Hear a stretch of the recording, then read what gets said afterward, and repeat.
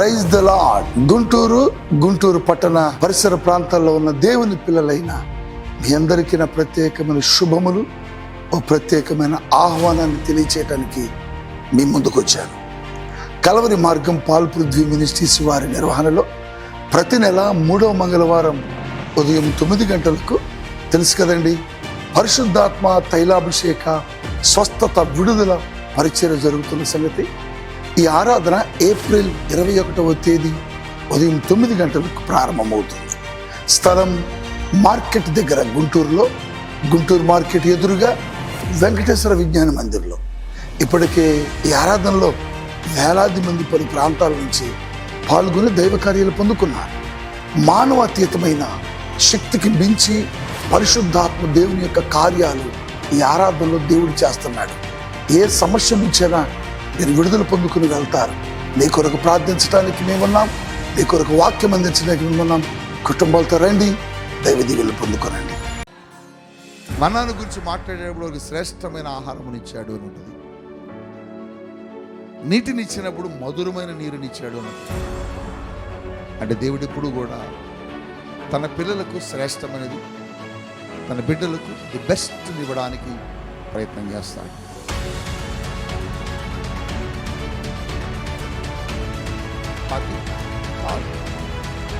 మనుషులు పక్షపాతం. మనుషులు నీకు వడ్డించుకుంటూ పోయేటప్పుడు నీకు కొంచెం వేస్తారు, నీ పక్కన తన స్నేహితుడికి వాడికి ఎక్కువ వేస్తారు. నీకు ఒక రకమైనటువంటి ప్రేమ చూపుతారు, వేరే వ్యక్తికి వేరే రకమైన ప్రేమ చూపుతారు. అది మనిషి నైజం, మనిషి స్వభావం.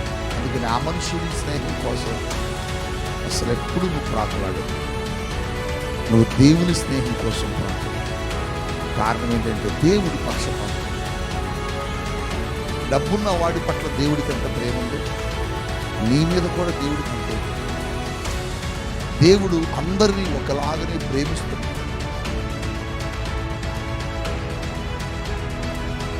ఈ లైవ్లో ఒకవేళ ఉండి దుఃఖంతో, భారంతో, ఏమిటి సమస్యలు, ఏమిటి బాధ, ఏమిటి దుఃఖం, ఏమిటి కలవరం అని కనుక ఒకవేళ నీకున్న బాధను బట్టి, సమస్యను బట్టి దుఃఖపడుతూ ఏడుస్తూ కూర్చున్నావేమో బిడ్డ, పరిశుద్ధాత్మ దేవుడు ఈ దినము నీతో మాట్లాడు. నీకున్న సమస్యను బట్టి నువ్వు కృంగిపోవాల్సిన అవసరం. నువ్వెక్కడ ఊడిపోయావో అక్కడ నిన్ను గెలిపించేది. నువ్వెవరి దగ్గర తలదించుకున్నావు, నువ్వెవరి దగ్గర అవమానించబడ్డావు, నువ్వెవరి దగ్గర తృణీకరించబడ్డావు, నువ్వెక్కడ గేలి చేయబడ్డావు, ఎక్కడ నువ్వు అసహించుకునబడ్డావు, ఎక్కడ నువ్వు గెంటి వేయబడ్డావు, ఎక్కడ నువ్వు తృణీకరణ పొందావు, దేవుని కొరకు గొప్పతనం ఏంటంటే అక్కడే.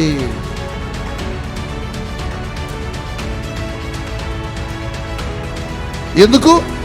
నీ దేవుని బలం నీ శత్రువుకి తెలియాలి, నీ దేవుని బలం నేను అవమానించడానికి తెలియాలి, నీ దేవుని శక్తి, నువ్వు ఆశ్రయించిన దేవుని యొక్క బలం, ఔన్నత్యం, ఆయనకున్న శక్తి ఏంటో నీ శత్రువుకి నిన్ను అవమానించడానికి తెలియాలి. అందుకే అక్కడే ఎక్కడ వలేసాడో, ఎక్కడ చేపలు పడలేదో, మేము వల వేసి ఓడిపోయాము ఈ చోట అని పేతురు ఎక్కడ చెప్పాడో అక్కడే వల వేసి చేపల పట్టేలా దేవుడు చేశాడు. ఈరోజు దేవుడికున్న శక్తి, దేవుడికున్న బలం తక్కువ అంచనవి. దేవుని శక్తి పరిమితమైంది కాదు, అపరిమితం. గొప్ప దేవుడు మన ప్రభువు యేసు. అయితే ఆమె గెలవడానికి ఏం చేసింది, పేతురు గెలవడానికి ఏం చేసేది? ఒకటి,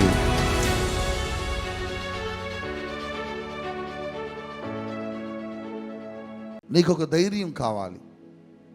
ఆ ధైర్యం ఏంటంటే నీ దేవుడు ఏదైనా నీ కొరకు చేయగలడు అన్న ధైర్యం నీకు ఉండాలి. మీరు గమనించండి, దేవుని ప్రజలు, ఇజ్రాయేలీలు 40 సంవత్సరాలు వారు అరణ్యంలో నడిచారు, అద్భుతాలు జరిగాయి. ఆ తరువాత క్రొత్త జనరేషన్, క్రొత్త సంతానం ఇజ్రాయిల్ ప్రజల్లో కలిగినప్పుడు ఇజ్రాయేలీయులకు, దేవుని ప్రజలకు ఎప్పుడైనా ఏదైనా ఒక కష్టం వచ్చినా, శ్రమ వచ్చినా, ఇబ్బంది కలిగినా వారి పితరుల కాలంలో దేవుడు ఏం చేశారు, వారి పితరుల కాలంలో దేవుడు వారి జీవితంలో ఎటువంటి కార్యాలు జరిగించాడు, వాటిని జ్ఞాపకం తెచ్చుకునేవారు. అప్పుడప్పుడు మనం కూడా ఏదైనా ఒక సమస్య వచ్చినప్పుడు ఆ సమస్యను గురించి మనం ఆలోచించేటప్పుడు మనం ఏమనుకుంటామంటే, దేవుడు పలానా వ్యక్తి జీవితంలో అది చేయలేదా, పలానా సాక్ష్యాన్ని మనం వినలేదా, మన సంఘంలో ఒక వ్యక్తికి దేవుడు ఎంత గొప్ప కార్యం చేశాడు, నాకెందుకు చేయడు, ఆమెకు చేసిన వ్యక్తి, ఆమెకు చేసిన దేవుడు, ఆయనకు చేసిన దేవుడు నాకు కూడా చేస్తాడని ఒక ధైర్యాన్ని మనం కలిగి ఉంటాం. దేవుని ప్రజలు కూడా వారి పితరుల కాలంలో దేవుడు చేసిన కార్యాలను జ్ఞాపకం తెచ్చుకునేవారట. సముద్రాలను చీల్చి తన ప్రజల కొరకు మార్గాలను దేవుడు ఎలా వేశాడు, ఎరుకో గోడలను కూల్చి దేవుడు తన ప్రజలకు మార్గాలు ఎలా చీల్చాడు, ఎలా వేశాడు. ఆకలైనప్పుడు ఇశ్రాయేలీయులకు ఆకాశము నుండి మన్నాను ఎలా కురిపించాడు. దాహమవుతున్నాయి, భోజనం చేసిన తర్వాత ఇశ్రాయేలీయులు కేకలేసినప్పుడు బండను చీల్చిన బైబిల్లో రాయబడ్డది. దేవుడు తన చేతులతో చీల్చి ఆ బండ నుండి మధురమైన జలములట, మామూలు జలములు కాదు. ఎలాంటి జలములయ్యి చెప్పట్లేదు మీరు, ఎలాంటి జలములయ్యి? మధురం అంటే ఏంటి? తీపి కలిగినవి, శ్రేష్టమైనవి. మీరు ఎప్పుడైనా బైబిల్ చూడండి, ఎక్కడైనా చూడండి, దేవుడు పలానాది ఇచ్చాడు అని చూసిన ప్రతి చోట శ్రేష్టమైనది, మధురమైనది ఇచ్చాడు. మన్నాను గురించి మాట్లాడేటప్పుడు ఒక శ్రేష్టమైన ఆహారం ఇచ్చాడు అని ఉంటుంది. నీటిని ఇచ్చినప్పుడు మధురమైన నీరుని ఇచ్చాడు అని ఉంటుంది. అంటే దేవుడు ఎప్పుడు కూడా తన పిల్లలకు శ్రేష్టమైనది, తన బిడ్డలకు ది బెస్ట్ ఇవ్వడానికి ప్రయత్నం చేస్తాడు. నీవు నీ బిడ్డలకు వస్త్రాలు కొనడానికి షాపుకు తీసుకెళ్ళినప్పుడు నీ దగ్గర దాన్ని కొనే స్థాయి, స్తోమత, శక్తి లేకపోయినా నీ మనస్సు నిండా ఏముంటుందంటే, నా బిడ్డకు నేను ది బెస్ట్ డ్రెస్ కొనాలి అనుకుంటా. ఈ షాపులో మంచి డ్రెస్ ఏది ఉందండి అని అడుగుతావు. ఖరీదైనా పర్వాలే, నువ్వు కొనుక్కోవటం ఆపైనా నీ బిడ్డలకు కొంటావు. నీ బిడ్డలు వాటిని కట్టుకొని సంతోషిస్తున్నప్పుడు నువ్వు చూసి నీ హృదయంలో పడే ఆ ఆనందం నిజంగా అది కొలిచేది కాదు కూడా. ఒక మనుష్యుడిగా నువ్వు నేనే అలా ఆలోచిస్తే దేవుడు ఎంత ఆలోచించాలి? దేవుడు ఎన్ని ప్రణాళికలు నీ మీద వేశాడు. నీకు కూడా ఎప్పుడు దేవుడు బెస్ట్, శ్రేష్టం అందిస్తాడు. వాటిని తలుచుకున్నట ఇశ్రాయేలీలు కొద్దిమంది, అబ్రహాముని పిలిచాడురా మన తాత. అబ్రహాం వచ్చినప్పుడు అబ్రహాంకి ఏమీ లేదటరా, ఏదో బొమ్మలు అమ్ముకొని బ్రతికేవాడట. మరి మన పితరుడైన అబ్రహాముకి దేవుడు ఎంత గొప్పగా దీవించాడురా, ఎంత గొప్పగా ఆశీర్వదించాడురా. అయితే ఆయన్నే కాదురా, మనల్ని కూడా ఆశీర్వదిస్తాడురా అని ఒక ధైర్యం తెచ్చుకొని దేవుని ప్రజలు ముందుకు నడిచినట్లుగా వాక్యాల్లో మనం చూస్తాం. ఈరోజు నువ్వు కూడా, నేను కూడా, మనం కూడా మన ముందు దేవుడు చేసిన కార్యాలను జ్ఞాపకం తెచ్చుకోవాలి. అందుకే నేనేమంటానంటే, మీ జీవితాల్లో ఎప్పుడైనా దేవుడు కార్యాలు చేసినప్పుడు వాటిని సాక్ష్యం చెబితే, నువ్వు చచ్చిపోయినా నీ సాక్ష్యం అలా ఉండిపోద్ది. సంఘంలో కావచ్చు, సొసైటీలో కావచ్చు, యూట్యూబ్లో కావచ్చు, లేకపోతే గూగుల్లో కావచ్చు, ఎక్కడొక చోట అట్లా ఉండిపోదు. నువ్వు చనిపోతావు కొన్నాళ్ళ తర్వాత, కానీ ఆ సాక్ష్యం కోట్ల మంది వింటా ఉంటారు. ఆ సాక్ష్యం ఎంతమందిని బ్రతికిచ్చిద్దు. ఈ అక్క సాక్ష్యం చెప్పిందిరా, ఎప్పుడో 30 సంవత్సరాల క్రితం ఒక అక్క సాక్ష్యం చెప్పింది. ఈ సాక్ష్యం చూడు, ఆమె జీవితంలో దేవుడు ఎలా చేశాడు. ఆమెకు చేసిన దేవుడు నీకు నాకు కూడా చేస్తాడు రా, మనకు కూడా చేస్తాడు అని నీ సాక్ష్యం ఉపయోగపడుద్ది. అందుకని ఎప్పుడైనా సాక్ష్యం చెప్పడానికి మీకు అవకాశం దొరికినప్పుడు దేవుని కొరకు మీరు నిలబడి సాక్ష్యం చెప్పేవారిగా ఉంటే మీ సాక్ష్యం రాబోయే తరాలకు అది ఆశీర్వాదకరంగా మారింది. హల్లెలూయా చెప్పండి. నువ్వు ఎప్పుడు అలా ధైర్యపరచబడాలి. నీ ధైర్యం ఏంటంటే నీ దేవుడు నీతో ఉన్నాడు, నీకు చేస్తాడు, నీకు ఇస్తాడు. నేనేమంటున్నానంటే దేవుడు పక్షపాతి కాదు, మనుషులు పక్షపాతి. మనుషులు నీకు వడ్డించుకుంటూ పోయేటప్పుడు నీకు కొంచెం వేస్తారు, నీ పక్కన తన స్నేహితుడు వాడికి ఎక్కువ వేస్తారు. నీకు ఒక రకమైనటువంటి ప్రేమ చూపుతారు, వేరే వ్యక్తికి వేరే రకమైన ప్రేమ చూపుతారు. అది మనిషి నైజం, మనిషి స్వభావం. అందుకని ఆ మనుషుని స్నేహం కోసం అసలు ఎప్పుడు నువ్వు ప్రాకులాడొద్దు. నువ్వు దేవుని స్నేహం కోసం ప్రాకులాడు. కారణం ఏంటంటే దేవుడు పక్షపాతి కాదు. డబ్బున్న వాడి పట్ల దేవుడికి ఎంత ప్రేమ ఉందో నీ మీద కూడా దేవుడికి అంతే ప్రేమ. దేవుడు అందరినీ ఒకలాగనే ప్రేమిస్తున్నాడు. నిన్ను తన బిడ్డగా చేసుకోవడం కొరకు ఆయన చేసిన త్యాగం, కష్టం, శ్రమ, ఆ పోరాటం అసలు ఎప్పుడైనా నువ్వు ఆలోచించావా? నిన్ను తను సంపాదించుకోవడానికి నా మాట మీరు అర్థం చేసుకోవాలి. నిన్ను దేవుడు తన సొత్తుగా సంపాదించుకోవడం కోసం ఆయన అసలు ఎన్ని పోరాటాలు చేశాడు తెలుసా? ఎన్ని యుద్ధాలు చేశాడు తెలుసా? ఎన్ని అవమానాలు భరించాడో నీకు తెలుసా? ఎన్ని నిందలు భరించాడో తెలుసా? ఎంతమందితో ఉమ్మి వేయించుకున్నాడో నీకు తెలుసా? ఎంతమంది కొరడ దెబ్బలు కొట్టారో నీకు తెలుసా? తన తల మీద ఎంత భయంకరమైన ముళ్ళ కిరీటం పెట్టుకున్నాడో నీకు తెలుసా? మండు టెండలో నిన్ను సంపాదించుకోవడం కోసం భారమైన సిలువను మోసుకొని మనుషుల చేత తృణీకరించబడుతూ, అవమానించబడుతూ, గేలి చేస్తూ ఆ యెరూషలేము వీధుల్లో నడిచినవి నీకు జ్ఞాపకం ఉన్నాయా? ఇవన్నీ ఎందుకు చేశాడు యేసు ప్రభు? ఓ, ఆయన గొప్ప దేవుడురా, ఆయన వంటి దేవుడు ఎవరు లేడురా అని రుజువు చేసుకోవడానిక? కానే కాదు. వాటి కోసమే తన బలాన్ని నిరూపించి తన దైవత్వాన్ని ప్రపంచానికి రుజువుపరచుకోవడం కోసమే చేయాల్సి వస్తే ఇటువంటి కార్యాలు చేసేవాడు కాదు. బోల్డ్ అద్భుతాలు చేసి ఈ అద్భుతాలు నేను మాత్రమే చేయగలను, నేను దేవుణ్ణని నిరూపించుకునేవాడే తన బలాన్ని చూపించి. కానీ ఉమ్మి వేయించుకున్నది, కొరడాలతో దెబ్బలు తిన్నది, వస్త్రహీనుడే శిలువ మీద వేలాడింది, ప్రపంచంలో నేను గొప్ప దేవుడిని చెప్పుకోవడానికి కాదు, ప్రపంచంలో పాడైపోయిన నిన్ను నన్ను సంపాదించుకోవడానికి. ఇంత గొప్ప దేవుడు ఎక్కడన్నా ఉన్నాడా? ఇంత మంచి దేవుడు ఎక్కడన్నా ఉన్నాడా? ఇంత ప్రేమ కలిగిన దేవుడు ఎక్కడన్నా ఉన్నాడా అంటే ప్రపంచంలో ఎక్కడ. అందుకని నీకు ఆయన దేవుడయ్యాడని నువ్వు గర్వించు, సంతోషించు, ఆనందించు, అతిశయించు. నువ్వు దేవుని బిడ్డనని చెప్పుకోవడానికి నువ్వు ఎక్కడ సిగ్గుపడకూడదు. మీరెవరమ్మా అనంటే మేమండి అనకూడదు. మేము దేవుని బిడ్డలం, క్రైస్తవులం అని చెప్పు. మేము క్రిస్టియన్సం, మేము క్రీస్తును కలిగిన వారు, మేము దేవుని పిల్లలు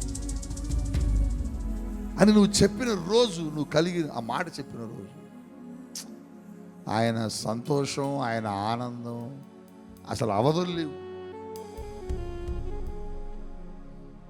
ఒక కలెక్టర్గా నిలబడి నీ తండ్రి ఎవరన్నప్పుడు, నా తండ్రి ఒక రిక్షా దొక్కేవాడు, ఒక ఆటో దోలేవాడు అంటే ఇంకా ఆ తండ్రి ఎంత సంతోషపడతాడు, ఎంత ఆనందపడతాడు. దేవుడు కూడా అంతే. అందుకని దేవుడిని ఎప్పుడు దేవుని బిడ్డలం మేము, దేవుని పిల్లలం మేము అని చెప్పుకోవడానికి మనం సిగ్గుపడకూడదు.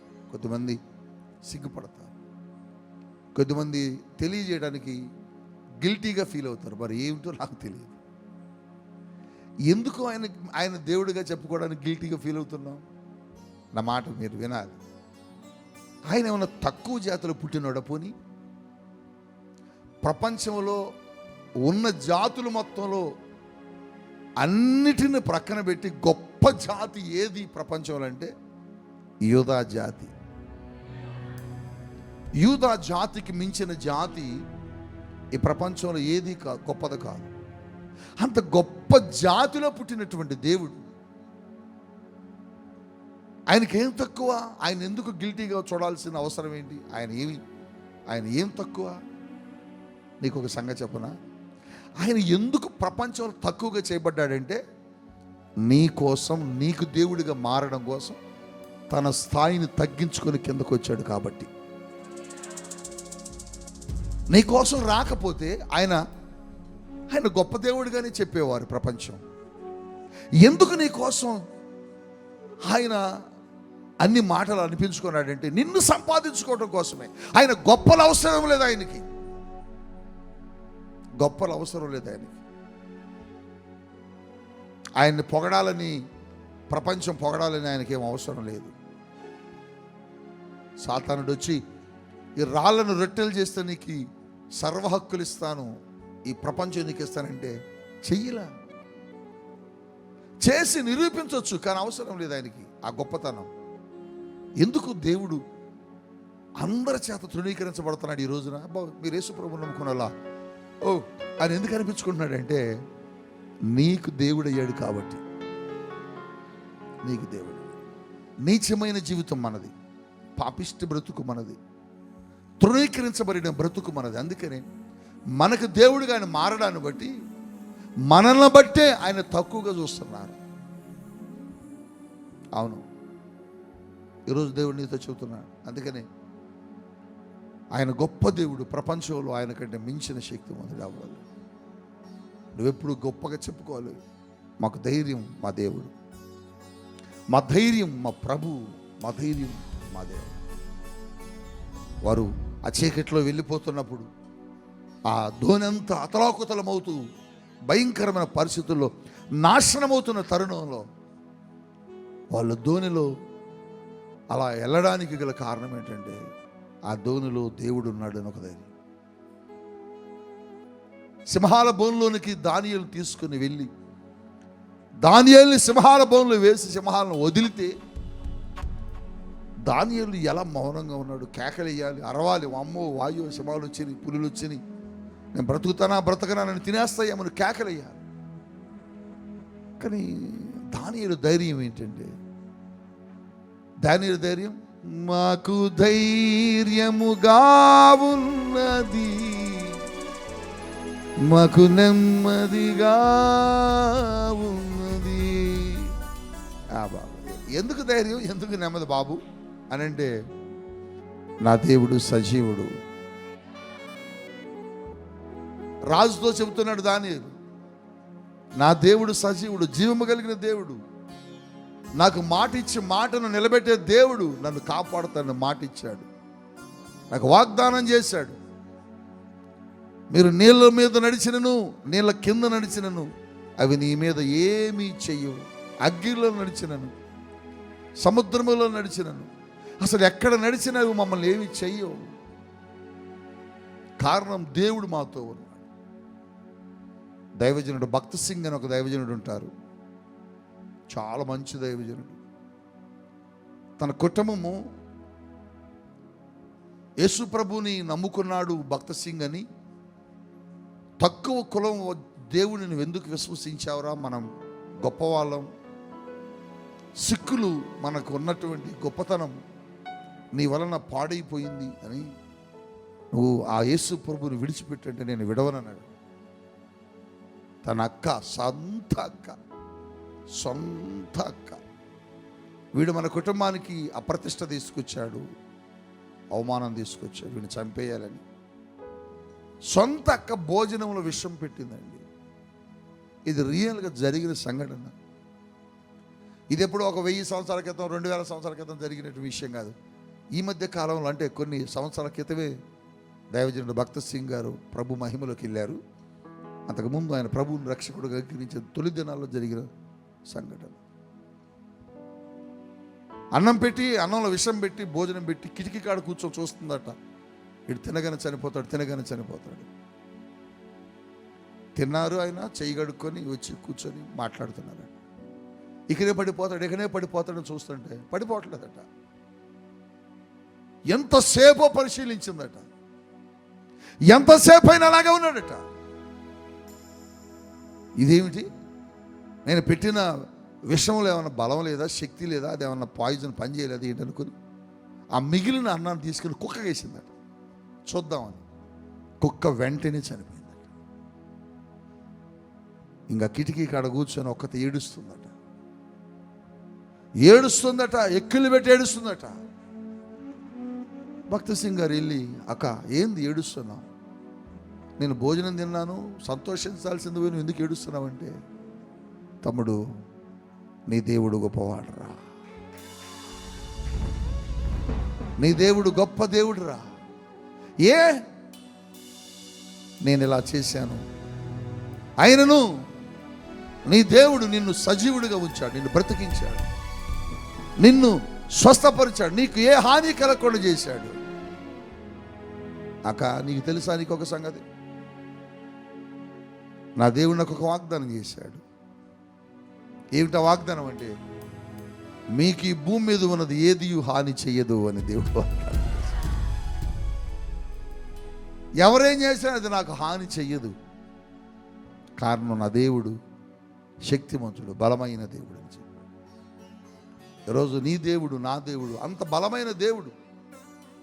నువ్వెందుకు భయపడుతున్నావు? నువ్వెందుకు కలవరపడుతున్నావు? నువ్వెందుకు నీ సమస్యను చూసి కృంగిపోతున్నావు? నీ సమస్యను చూసి నువ్వు కృంగిపోవాల్సిన అవసరత లేదు.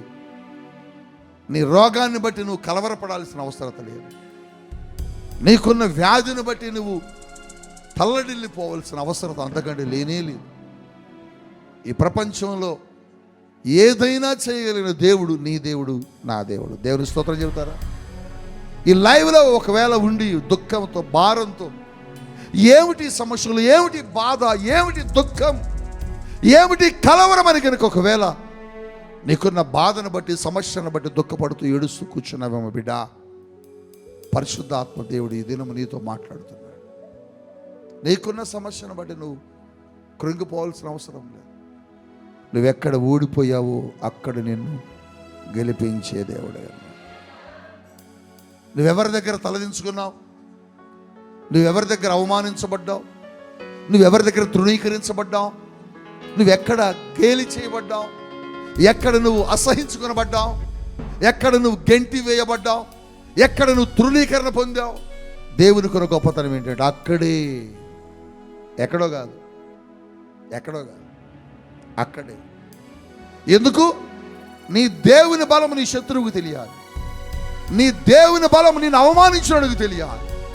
నీ దేవుని శక్తి, నువ్వు ఆశ్రయించిన దేవుని యొక్క బలం, ఔన్నత్యం, ఆయనకున్న శక్తి ఏంటో నీ శత్రువుకి నేను అవమానించడానికి తెలియాలి. అందుకని అక్కడే లేదు. నువ్వెక్కడో విజయవాడలో ఓడిపోతే బొంబాయి తీసుకెళ్ళి నేను గెలిపించడం, విజయవాడలోనే గెలిపిస్తాడు. నువ్వెక్కడో సారపాకలో ఓడిపోతే నీ జీవితం అంతా పతనమైపోయి, నాశనమైపోయి, చిచి అమ్మాయి జీవితం అంతా పాడైపోయింది, ఇక వేస్ట్ అని సారపాక భద్రాచలంలో నిన్నంటే, సారపాక భద్రాచలంలో నువ్వెక్కడ ఓడిపోయావు అక్కడే లేదు. ఎక్కడ వలేసాడో, ఎక్కడ చేపలు పడలేదో, మేము వల వేసి ఓడిపోయాం ఈ చోట అని పేతురు ఎక్కడ చెప్పాడో అక్కడే వల వేసి చేపల పట్టేలా దేవుడు చేశాడు. ఈరోజు దేవునికున్న శక్తి, దేవునికున్న బలం నువ్వు తక్కువ అంచనా వేయొద్దు. నీ దేవుని శక్తి పరిమితమైంది కాదు, అపరిమితమైనది. ఒక మనిషి శక్తి పరిమితమైనది, ఒక మనిషి జ్ఞానం పరిమితమైనది, ఒక మనిషి కనుగొనేది పరిమితమైన స్థాయిలోనే ఉంటుంది. కానీ దేవుని యొక్క శక్తి, దేవుని యొక్క బలం, దేవుని యొక్క జ్ఞానం, దేవుని యొక్క కార్యాలు పరిమితమైనవి కావు, అపరిమితమైనవి. హద్దులు దాటి కూడా పనిచేయగలడు ఆయన. సరిహద్దులు దాటి కూడా ఆయన వెళ్ళగలడు నీ కోసం. సరిహద్దులు దాటి కూడా ఆయన ఆశ్చర్య కార్యాలు నీ కొరకు చేయగలడు. నీకోసం రూల్స్ను కూడా మార్చి పడేస్తాడు. తెలుసా నీకు ఆ సంగతి? దేవుడు అంటే ఏమనుకుంటున్నావు? నీ కొరకు రూల్స్ను కూడా మార్చేస్తాడు ఆయన. ధర్మశాస్త్రము విధించిన రూల్ని, నియమాన్ని కూడా దేవుడు మార్చేశాడు. దేవుడు అన్నాడు, ప్రభువా ఇది విశ్రాంతి దినం, నువ్వు ఈ అద్భుతం చేయకూడదు, ధర్మశాస్త్రం చేయకూడదు అని చెప్తుంటే నువ్వెందుకు చేస్తున్నావు అన్నాడు. ధర్మశాస్త్రాన్ని మించి రూల్స్ మార్చి దేవుడి దగ్గరకు వచ్చిన వారికి స్వస్థత ఇచ్చాడు. నీకోసం ఏదైనా చేస్తాం, నీకోసం ఆయన కదలటం ప్రారంభిస్తే ఆయన ఏదైనా చేయగలడు. నువ్వు కలిగి ఉన్నది అటువంటిది. మనుషుడు అయితే ఏదైనా చేయాలంటే ఈరోజు చేయకూడదురా, ఈరోజు ఇవ్వకూడదురా, ఇది నా వల్ల కాదురా, ఇది నేను చేయలేనురా అంటాడు. విశ్రాంతి దినం ధర్మశాస్త్రం ఏ కార్యం చేయకూడదు, ఏ పని చేయకూడదు. నువ్వెందుకు వాడిని స్వస్థపరిచావన్నారు వాళ్ళు. దేవుడు అంటున్నాడు, విశ్రాంతి దినమని గోతులో మీరు ఏదైనా పడిందనుకో, ఎద్దు కానీ ఆవు కానీ, దాన్ని తీయకుండా మీరు ఉంటారా? ఇది విశ్రాంతి దినములే, దీన్ని ముట్టకూడదులే, దీన్ని అంటుకోకూడదులే అని వదిలేస్తారా? దానికంటే శ్రేష్టమైన వాడు కాదా మనుష్యుడు అన్నాడు. ఎందుకు ఈ మాట నేను చెబుతున్నానంటే, రూల్స్ను కూడా బ్రేక్ చేస్తాడు నీకోసం. అటువంటి దేవుడు నీ దేవుడు, అటువంటి గొప్ప దేవుడు. మరో సాందరా లారాయమా, ఇదేమో నీతో దేవుడు మాట్లాడు. నువ్వెక్కడ ఓడిపోయావో అక్కడే దేవుడు నిన్ను గెలిపించుటకు సమర్థుడైన దేవుడు. అందరూ వచ్చారండి, సామాన్లన్నీ లాక్కెళ్ళిపోయారు, బయటకు తీసుకొచ్చి నిలబెట్టారు రోడ్డు మీద. ఒక్కతే ఒంటరిగా నిలబడిపోయింది, భర్త లేడు, బిడ్డలు ఉన్నారు. చెప్పు, నీ భర్త చేసినప్పు కట్టవా? అయ్యా నాకు కొద్ది గడువు ఇవ్వండి, ఏదో ఒకటి చేస్తాను. ఏం చేస్తాం, ఏం చేయగలం? ఇంట్లో అన్నీ అయిపోయి తీసుకుని వెళ్ళిపోయారు ఎవడికి వాడి. ఇంకా నీ అప్పు తీర్చలేవు, నీ కొడుకుల్ని పనికి పంపిస్తావా లేదా అని నిలదీశారు. ఊరు మొత్తం వచ్చి చూస్తున్నారు ఆమెని. ప్రజలందరూ వచ్చి ఆ వీధిలో నిలబడిన కుటుంబాన్ని తేరి చూస్తున్నారు. ఎంత అవమానం. తలదించుకుంది, బాబు నాకు కొంచెం గడివి ఉండయా, నేను ఏదో ఒకటి చేస్తాను. ఏం చేస్తావమ్మా, మొగుడు లేడు నీకు, వాడు చేసి చచ్చిపోయాడు, నువ్వేం చేయగలవు? నీకున్న సామాన్లన్నీ లాక్కొని వెళ్ళిపోయారు ఎవడికి వాడే. ఇంకేముంది నీ దగ్గర? నాకు కొంచెం గడివి ఉండయా, అలా మాట్లాడకుండా ఏదో ఒకటి చేస్తా. నీ స్థితి కూడా ఇలాగే ఉంది కదా, నీ పరిస్థితి కూడా ఇలాగే ఉంది కదా, నీ జీవితం కూడా నలుగురిలో నవ్వులు పాలు చేశారు కదా ప్రజలు. నీ స్థితి కూడా ఇలాగే ఉంది కాదు. ఊరంతా వచ్చి చూస్తున్నారు అమ్మాయిని, తలదించుకుని ఏడుస్తుంది. ఏం చేయాలో అర్థం కావట్లే. ఒక్కసారి కళ్ళు మూసుకొని ఆలోచిస్తుంది ఏం చేద్దామా అని. సడన్గా తనకు గుర్తొచ్చింది, నా భర్త పనిచేసినటువంటి దైవజనుడు ఒకడు ఉన్నాడు కదా, వాళ్ళ దగ్గరికి వెళ్దా. పరిగెత్తుకుని వెళ్ళింది. దైవజనుడు దూరంగా ఉండి చూస్తున్నాడు. పరిగెత్తుకొని వస్తున్న తన్ని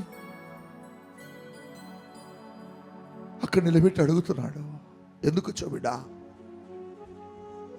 నా నుంచి నువ్వు ఏం ఆశిస్తున్నావు, ఏం కావాలని పరిగెత్తుకుంటూ వచ్చావు? ఎందుకు అలా ఏడుస్తున్నావు, ఎందుకు అలా కృంగిపోయి ఉన్నావు, ఎందుకు అలా దిగులుతూ ఉన్నావు? చెబుతుంది, అయ్యా ఊరు మొత్తం వచ్చి నన్ను అవమానించారు, మా వీధిలో వాళ్ళందరూ అవమానించారయ్యా, మా వీధిలో వాళ్ళందరూ మమ్మల్ని గేలి చేశారయ్యా. వారు వచ్చి నన్ను తృణీకరించారు, గేలి చేశారు. అప్పు తీర్చడం నాకు అర్థం కావట్లేదయ్యా అని. ఎవరు వచ్చారు నీ దగ్గరికి? ఊరు వారందరూ వచ్చారయ్యా. ఊరు వారందరూ చూస్తున్నారయ్యా. అందరి ముందు మమ్మల్ని గేలి చేశారయ్యా. ఇంట్లో ఏముందని అడిగాడు. కొంచెం నూనె మిగిల్చింది, ఒక చిన్న నూనె డబ్బా ఉందయ్యా, అంతే. ఓ పని చెయ్యి, ఎవరెవరు నిన్ను అవమానించగా చూశారు? మీ ఊరా, మీ పేట, మీ కాలనీయా? అయితే వాళ్ళ దగ్గరికి వెళ్ళు. వాళ్ళ ఇంట్లో ఖాళీ పాత్రలు ఎన్ని ఉన్నాయో అన్ని వారి దగ్గర నుంచే తీసుకొని రాపో. పరుగు పరుగు పరుగు పరుగున వెళ్ళింది. తనను చూసి నవ్విన వాళ్ళ ఇంటికి వెళ్ళింది. తనను చూసి గేలి చేసిన వారింటికి వెళ్ళింది. తనను అవమానించిన వారింటికి వెళ్ళింది. తనను గేలి చేసి నవ్వుకున్న వారందరిలోకి వెళ్ళింది. అమ్మా, మీ ఇంట్లో ఖాళీ పాత్రలు ఏమైనా ఉన్నాయా? ఎందుకు? పని ఉంది. ఏం చేసుకుంటావు? పని ఉంది, తీసుకెళ్ళు. అందరి దగ్గర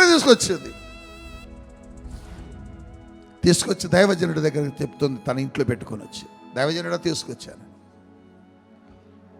ఇప్పుడు నీ దగ్గర ఏముందన్నావు? నూనె ఉందన్నాను. ఆ నూనెను ఆ పాత్రలో పోసుకుపోవాలి. ఆ పాత్రలో పోస్తుంటే నూనెట ఆ పాత్రలో నూనె తరగకుండా అన్ని పాత్రలు నిండుగా వస్తున్నదట. దేవునికి స్తోత్రం చెప్పండి. హల్లెలూయా, హల్లెలూయా. అప్పుడు తలుపు తీసిందిగా. ఎవరెవరికి అంతే వాళ్ళు రండి అన్నది. ఆ నూనె పాత్రలు పట్టుకుని బయటకు వచ్చి నిలబడ్డది. ఎంతమంది నవ్వారో అందరూ పాత్రలు ఆ ఇంట్లో ఉన్నాయి. వారందరూ పాత్రలను వారికి చూపిస్తున్నది. వారి పాత్రలన్నీ నూనె అమ్మి వారికి కూడా తిరిగి ఇచ్చేసిందండి. అప్పుడు ఒక్కొక్కరు చెప్పుకుంటున్నారు, ఈవిడ దేవుడు శక్తిమంతుడు, గొప్ప దేవుడు, బలమైన దేవుడు. నేను చాలాసార్లు ఆలోచించాను. పరిశుద్ధాత్మ దేవుడు ఇప్పుడు బయలుపరిచాడు, రన్నింగ్లో బయలుపరిచాడు. పరిశుద్ధాత్మ మాట్లాడుతుండగా బయలుపరిచాడు. ఎందుకు ఆవిడ ఊర్లోకి వెళ్ళి పాత్రలు తెచ్చింది ఇప్పుడు నాకు అర్థమైంది. ఎందుకు తెచ్చింది, ఎందుకు తెప్పించాడు? వాళ్ళే చూసి నవ్వింది, వాళ్ళే తనను అవమానించింది, వాళ్ళే తనను గేలి చేసింది, వాళ్ళే తన అప్పు తీర్చలేమని చెప్పింది, వాళ్ళే అప్పులు చేసి నువ్వు ఎలా బ్రతుకుతావని నిందించింది. ఎవరి ముందు తలదించుకున్నదో వారి ముందే దేవుడు తల ఎత్తేలా చేశాడు. వారు అక్కడికి రావాలి, వారి పాత్రల కోసమైనా రావాలి తీసుకుని వెళ్ళడానికి. గేలి చేసినప్పుడు వచ్చిన వాళ్ళు తర్వాత కూడా రావాలి. ఎప్పుడు? ఆ పాత్రల నిండా ఆయిల్ ఉన్నప్పుడు కూడా రావాలి. అందుకనే అందరూ వచ్చారు, చూశారు. ఆ పాత్రల నిండా నూనె తిరిగి వాళ్ళకి ఇచ్చేసింది. వాళ్ళు అంటున్నారు, మీ దేవుడు శక్తివంతుడు, మీ దేవుడు బలమైనది. మీకు తెలుసు కదా, రాజులు 2వ గ్రంథం 4వ అధ్యాయంలో జరిగిన ఒక యథార్థ సంఘటన. ఇదంతా బైబిల్లో రాయబడ్డది. ఎలీషా అనబడే దైవజనుడి దగ్గర పనిచేసిన ఒక శిష్యుని యొక్క భార్య అప్పైపోయి ఉన్నప్పుడు జరిగిన ఒక గొప్ప కార్యం. ఎందుకు ఈ మాటలు పరిశుద్ధాత్మ దేవుడు గుర్తు చేస్తున్నాడంటే, ఎక్కడ ఓడిపోయిందో అక్కడ గెలిచింది, ఎక్కడ తలదించుకున్నదో అక్కడే తల ఎత్తుకునేలా దేవుడు చేశాడు. ఈరోజు నిన్ను కూడా, నీ జీవితం కూడా, నీ బ్రతుకు కూడా, నువ్వెక్కడ ఓడిపోయావో అక్కడ నేను లేపుతాడు. పీటర్ అంటున్నాడు, ఇక్కడ మేము వల వేసామయ్యా, ఇక్కడ మేము వల వేసాం, ఇంక చేపలు పడవు. పీటర్, నేను చెబుతున్నా, నా మాట ప్రకారం వెయ్యన్నాడు. వల వేశాడండి. విస్తారమైన చేపలట.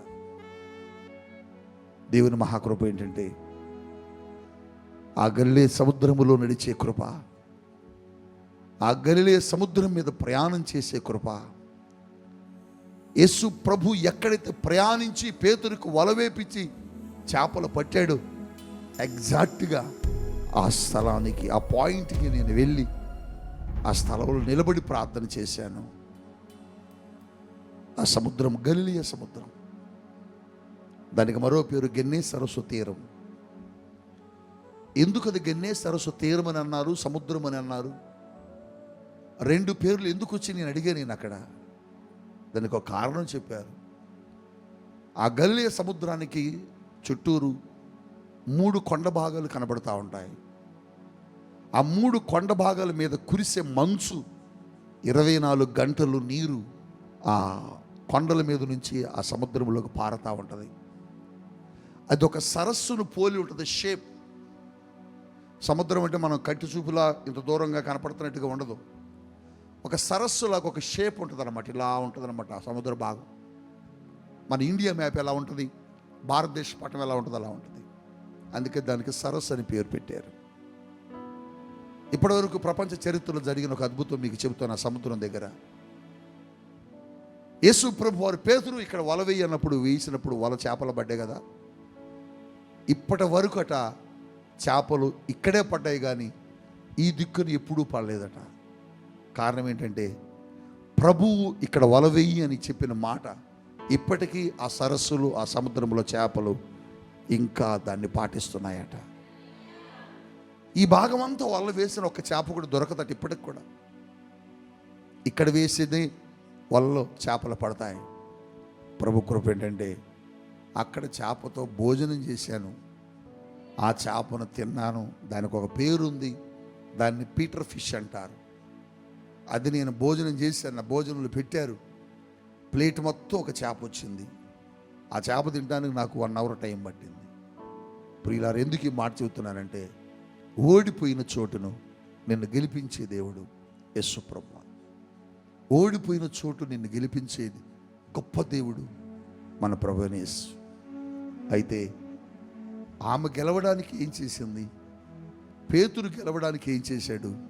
ఒకటి, దేవుని సేవకుడు చెప్పిన మాట ఆ సహోదరి విన్నది. నీ ఖాళీ పాత్రలు తీసుకురా అన్నప్పుడు, ఖాళీ పాత్రలతో నేనేం చేసుకుంటాను అని తాను చెప్పలేదు, తాను అనుమానించలేదు. దేవుని సేవకుడు చెప్పాడు కనుక ఏ పాత్రలు అయితే నాకెందుకు, నాకు అద్భుతం జరగడం కావాలనుకున్నది ఖాళీ పాత్రలు తీసుకొచ్చింది. సహోదరుడా, దేవుని సేవకుని మాటకు చూడంత బలం ఉందో, దేవుని సేవకుని మాటకు చూడంత శక్తి ఇచ్చాడు దేవుడు. ఆ మాటను నమ్మింది, ఆ మాటను విశ్వసించింది. అది దేవుని మాటని విశ్వసించింది, అది దేవుని వాక్కని నమ్మింది. అందుకే అంత అద్భుతం పొందుకున్నది. ఆ నీరు తీసుకుని వెళ్ళి మీరు విందులో వడ్డించండి అని మాత్రమే చెప్పాడు యేసయ్య. మరో మాట అక్కడ ఏం చెప్పలేదు. వారు ఏం చేశారు తెలుసా? ఇది నీరు కదా, మా అవసరత ద్రాక్షరసం కదా, ఇదేంటి నీరు పోయమంటున్నావు నువ్వు అని వారు సందేహించలేదు. సందేహించకుండా దేవుని మాట విన్నారు. అందుకే నీరు ద్రాక్షరసమైంది. నువ్వు సందేహిస్తే నీ జీవితంలో ఏ అద్భుతం జరగదు. నువ్వు సందేహించకుండా దేవుని మాట కనుక వినగలిగితే నీ చేతిలో ఉన్న 100 రూపాయలు కూడా 100 కోట్లు అవుతాయి. నీ చేతిలో ఉన్న 10 రూపాయలు కూడా 10,000 అవుతాయి. నీ జీవితం ఆశీర్వాదకరంగా మారుద్ది. నీ రోగం తొలగిపోద్ది, నీ జబ్బులు పోతాయి, నీ అప్పులు కొట్టివేయబడతాయి, నీ నిందలు తొలగిపోతాయి. నీ జీవితంలో నువ్వు ఊహించని కార్యాలు, అనూహ్యమైన కార్యాలు నువ్వు పొందుకోవడానికి అవకాశం ఉంటుంది. దేవుని మాట వినగలుగుతావా? ప్రవక్త మాట, ఎలీషా మాట ఆ సహోదరి విన్నది. తన కొరతలన్నీ తీర్చబడ్డాయి, తన నిందలన్నీ కొట్టివేయబడ్డాయి, తన అవమానాలన్నీ తీసివేయబడ్డాయి, తన బాధలన్నీ తొలగించబడ్డాయి, తన దుఃఖము నాట్యముగా మార్చబడ్డది, తన కన్నీరంతా తీసివేయబడ్డది. ఈరోజు నువ్వు కూడా వినగలిగితే, ఆయన మాట వినగలిగితే, నీ జీవితం కూడా 3 పూలు 6 కాయలు అని లోకంలో మాట్లాడుకుంటూ ఉంటారు. నీ జీవితం కూడా అంత సంతోషంగా మారిపోతుంది. వింటావా ఆయన మాట? నమ్ముతావు ఆయన మాటని? వినగలవా ఆయన వాక్కుని? విన్నవారి జీవితాల్లోనే అద్భుతాలు చేశాడు దేవుడు. విన్నవారి జీవితాల్లోనే గొప్ప గొప్ప కార్యాలను దేవుడు చేయగలిగాడు. ఈరోజు నా మాట విను. దేవుని నీతో మాట్లాడుతున్నప్పుడు విశ్వసించు, సందేహించు, అనుమానించు, నిస్సందేహముగా దేవుని వాక్యమును లోబడ ఏదైనా చేస్తాడు. ఏదైనా చేస్తాడు. గర్భఫలం రాలేదండి. ఎందుకు రాలేదు? లోపం నీదే. నువ్వు నమ్మలేదేమో, నువ్వు విశ్వసించలేదేమో. ఉద్యోగం రాలేదు, నువ్వు నమ్మలేదేమో, నువ్వు విశ్వసించలేదేమో, అందుకని రాలేదు. నీ అప్పు తీరలేదు, నువ్వు నమ్మలేదేమో దేవుడు చేస్తాడని, అందుకని నీ జీవితంలో దేవుడు కార్యం చేయలేదు. ఆవిడ నమ్మింది. ఖాళీ పాత్రలు తీసుకురంటే తీసుకొచ్చింది. నీళ్ళను తీసుకుని వెళ్ళండి అంటే వాళ్ళు నీళ్ళు తీసుకుని వెళ్ళి పోశారు. వారు అద్భుతం పొందుకున్నారు. ఈ సహోదరు అద్భుతం పొందుకున్నారు. పేతురు అద్భుతం పొందుకున్నాడు. పేతురు అంటున్నాడు, మేము వల వేసాం ఇక్కడ. జీసస్, యేసు, ఇక్కడ నేను వల వేశా. నువ్వు వల వేసావు లేవయ్యా, నేను చెప్తున్నలాగా వెయ్యి అన్నాడు. ఒకప్పుడు అక్కడికి చేప రాల, ఒకప్పుడు అది ఖాళీ స్థలం, ఒకప్పుడు ఆ సముద్రంలో అక్కడ చేపలు లేవు. కానీ ఆయన చెబుతున్నాడు, ఇక్కడ వెయ్యి అనగానే చేపలు మొత్తం అక్కడికి వచ్చాయి. దేవుని మాటకు సృష్టి లోబడుతుంది. దేవుని వాక్కుకు సృష్టిలో ఉన్న జలచరములు, సృష్టిలో ఉన్న సమస్తము లోబడుతున్నాయి. నువ్వే లోబట్ల, నువ్వొక్కడవే లోబట్ల. మనుషుడే లోబడట్ల. మనుషుడైన మాట వినడంలే. మనుషుడొక్కడే ఆయన మాటకు లోబడింది. సమస్తమైన మాట వింటున్నాయి. సూర్యుడు వింటున్నాడు, చంద్రుడు వింటున్నాడు, సృష్టి వింటుంది, భూమి వింటుంది, నీళ్లు వింటున్నాయి, చేపలు విన్నాయి, అన్నీ విన్నాయి. తిమింగలాలు కూడా విన్నాయి, పెద్ద పెద్ద చేపలు విన్నాయి. నువ్వొక్కడివి వింటలా. వింటావా? నీ బ్రతుకు మారిపోద్ది. వినగలవా? నీ జీవితం దేవుడు నీ చరిత్రని మార్చేస్తాడు. నిన్ను స్వస్థపరుస్తాడు, నిన్ను బాగు చేస్తాడు, నీ సమస్యను దేవుడు తీసేస్తాడు. ఎక్కడున్నా ఒకడు లేచి నిలబడు. నీ కొరకు నేను ప్రార్థన చేయబోతాను.